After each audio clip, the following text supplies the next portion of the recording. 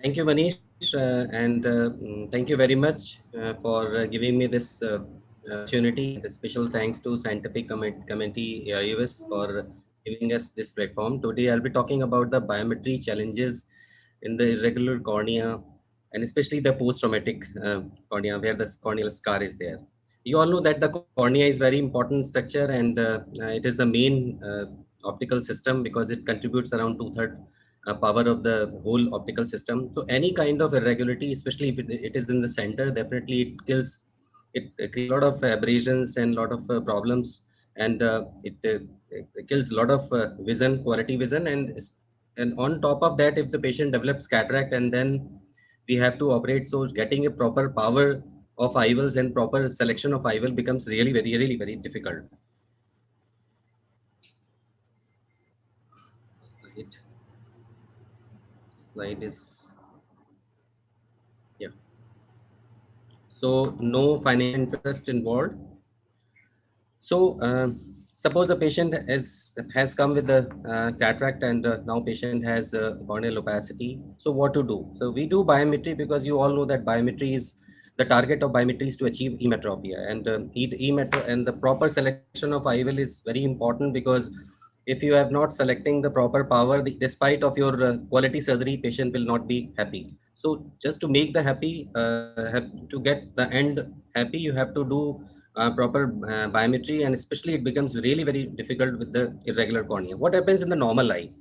Because as we know that because normally we measure the anterior surface of the cornea, and the all most of the formula they have the presumption about the posterior surface of the cornea.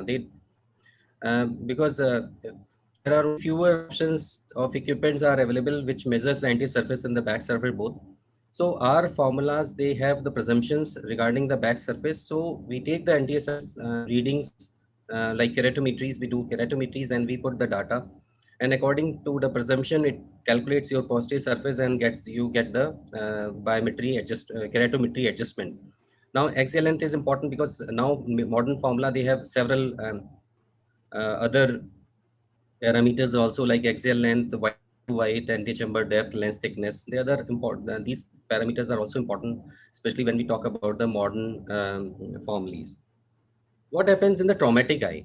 Now in trauma, suppose that there is a scar on the cornea. So now because of the presence of the scar, either the anterior surface becomes irregular or there is a because if scar either increases the thickness of cornea or it decreases the thickness if this fibrosis is there. So there is a disturbed correlation between the anterior surface and the back surface. So that it means the presumption will not work here. You have to take the proper measurements. And anterior chamber disturbances might be there because the whole the iris and lens diaphragm shifts anteriorly or posteriorly. Because of that, your eye will where you want to implant exactly in the posterior capsule area, it may be slightly anterior or posterior. Keratometry, we can take the help of optical biometers if because this is the end equipments, and it is as along with the true K, this is the ideal one. And what happens if we don't have access to the optical biometry? But the main challenge is to achieve the ocular accurate keratometry, because keratometry is very important with the irregular cornea. Even it is more important than the measurements of the axial length. Optical biometer, again, I have no interest, financial interest here. The strap source technology came in 2014. Integration of Barrett suite was there in 2017. Then Total K in 2000, K was incorporated in 2018. And now it has a four central 4 millimeter of topography inbuilt. It takes around 45 seconds to gather all informations, and your presumptions which we used to presume about the back surface, now the presumptions have becomes actually you can take the direct measurements. And with the irregular cornea, topography is very important. So it must be the integral part of your biometry assessment. What happens if you don't have access to that true K? Then what to do? Because these are equipment, expensive equipment. So if you have a average practice, and if you have just started your practice, you have simple biometers or keratometers, then definitely to get proper keratometry is really very difficult with the basic instruments. But you can take the if you have multiple devices, you can take the multiple use multiple devices, you can take the multiple readings and you can get an average to get the better or near normal keratometries. Or if nothing works, then you can take the help of other eye. Then Pentacam, again, the EKR value, the keratometric reading, holiday reading is again, it's a quite excellent tool where it basically assumes the anterior surface and the back surface both and calculate, gives the total K readings. Although the total K reading from the optical systems are comparatively better, several studies have already proven, but Pentacam is gives some certain clues, especially if you use the EKR values. In case number 1, I want to share a 50-year-old male he came to us, and he was having a mild corneal opacity, and there was a history of trauma, and he was operated elsewhere in Lucknow, and the beautiful surgery MICS was done 4 weeks before, and the uncorrected visual vision was 10 by 400, and the with the correction 5.5 diopters of spherical and 0.75 diopters of cylinder, the patient was improving to 6.9 over 2040. And the K readings were 42.5 because we acquired the K readings and the formulas. So fortunately, we got them. And the K readings which were used at the time of the first surgery was 42.5 and 40, and through the manual keratometers. And IVL implanted was the power of implant was 19.5 diopters. And with the outcome with minus, it was slightly towards the myopic side, minus 0.86, nothing wrong. SRK regression formula was used, and the surprise came with the 5.5 diopters of cylindrical number post-op. So the patient was referred to us for the recalculation of IL power and or the IL exchange or piggyback implantation. We repeated the keratometry, manual keratometry was again 43 average. So because that time we were the 2K was not available with us, so we took the help of Pentacam, and we calculated the EKR through the EKR reports. So the average keratometry came around 39 diopters, less than 40 diopters of keratometry at the 4 mm zone. So the same formula we used again, and the new power came around that was the 26 diopters. So we explanted the previous IVL and we implanted the new implant, and the patient improved 2020 and with manifest reflection of minus 1.75, because the predicted outcome we kept towards the MAPIA side. So this is how sometimes surprises comes if your keratometry is not normal. In case 2, a young female came to us with the trauma perforated anterior capsule with the traumatic cataract, and there was a healed and sealed corneal scar in the center, and this was the you can see the status of the uh, cornea.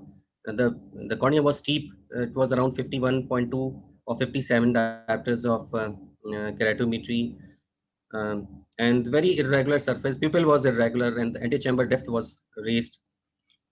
All the corneal indices were very alarming. So cornea was highly irregular in this patient. We did holiday EKR detailed report from the Pentacam, and through this basically we take the average of total K. You can is in a simpler way you can say that the average K of 4 mm zone or 4.5 mm zone, and then accordingly we calculate the keratometry, and that is an average of that particular zone.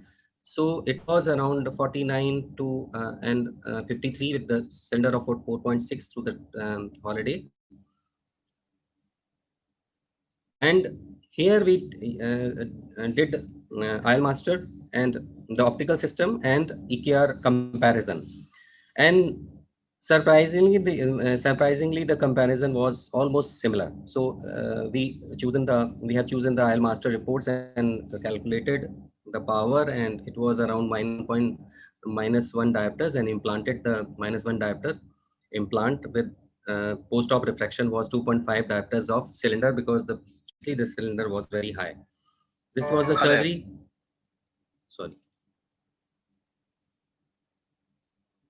Hello everyone.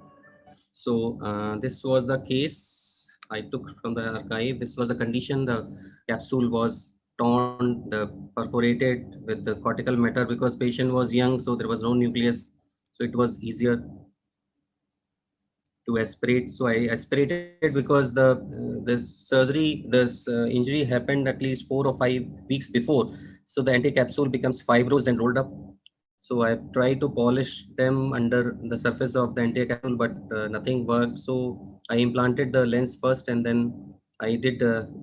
I used a vitrectomy cutter to make the capsular axis round so that it holds the IOL well. And you know the importance of premium implant is that it should must stay in the center, so that just to get the um, maximum advantage from the lens IOL. In case 3, again, I used 3 instruments: ILMaster 1100, then automated keratometer, and the EKR value of Pentacam. Here again, you can see that the ILMaster readings and the EKR Pentacam reports were almost same. Both readings were same, but the automated was at the cylinder was here 0.6 diopter. In the EKR value, it was around 0.6 diopters, but it was here in -3 diopters. So sometimes surprises come. That's why it is recommended you must use multiple instruments to get an idea. So just to conclude, keratometry is difficult and in irregular cornea, and the keratometry is very important, especially when you are using the scarred cornea. Try to trust on the true K values because you'll get quite close to you to the actual keratometry, and always incorporate topography as a biometry procedure, because in the biometry procedure, because you can better counsel your patients, because you know about the cornea. Then EKR, if you have access to Pentacam, then trust on EKR value. No instrument is available, and 100% trustable instrument is there, and need proper pre-operative counseling is very very important, because we have to bring the patient's expectation to the reality, and no, never over promise about the results. Do not um, advise any multifocal or toric IOLs, because patient will not be happy if you advise them. So thank you very much.